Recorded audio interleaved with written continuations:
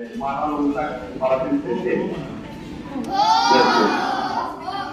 वाटतं की आज आपल्याला ज्या पद्धतीने सांगितलं की कबड्डी खेळाविषयी माहिती सांगायची, तर मला अत्यंत आनंद होतो की आज तुमच्या संघ संवाद साधताना की तुमच्या जे आता वय आहे त्या वयामध्ये 5वी मध्ये मी कबड्डी खेळायला सुरुवात केली. प्रथमतः मी 14 वर्षाच्या वयोगटामध्ये कबड्डी स्पर्धेत सहभाग घेतला आणि स्कूल लेवलला प्रथम नॅशनल खेळलो आणि तिथून पुढं विद्यापीठ लेवलमध्ये मला 8 वेळा नॅशनल खेळण्याची संधी मिळाली. मी शिवाजी विद्यापीठ कोल्हापूर, सोलापूर युनिव्हर्सिटी सोलापूर आणि यशवंतराव चव्हाण मुक्त विद्यापीठ नाशिक या 3 विद्यापीठाकडून खेळलो आणि तिन्ही विद्यापीठाला मला मेडल मिळालेला आहे. मला एकदा गोल्ड मेडल मिळालं, एक वेळेस सुवर्ण मिळालं आणि एका कांस्य मेडल मिळालं. तर मला वाटतं की आपण सर्वजणांना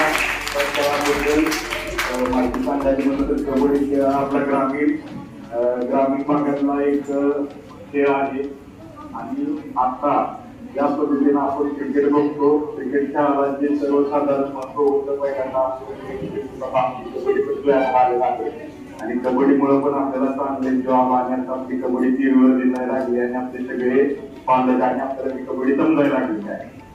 तर कबड्डी खेळत असताना तुम्हाला असं सांगावं वाटते की कबड्डी हा नुसता शारीरिक नसून तो मनानं पण खेळला जातो. कबड्डी खेळत असताना आपल्याला दोन्ही गोष्टीची गरज असते.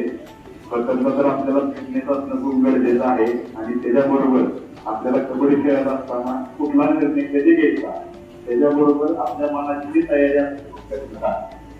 आणि खेळामध्ये प्रथमतः आपण तुम्ही ज्यावेळेस खेळामध्ये सुरुवात करता तर त्या खेळामध्ये तुम्हाला सगळ्यात महत्वाचं म्हणजे तुमच्याकडे आत्मविश्वास ह्या नावाची गोष्ट आणि दुसरी गोष्ट सगळ्यात महत्वाची ही इच्छा द्यायची.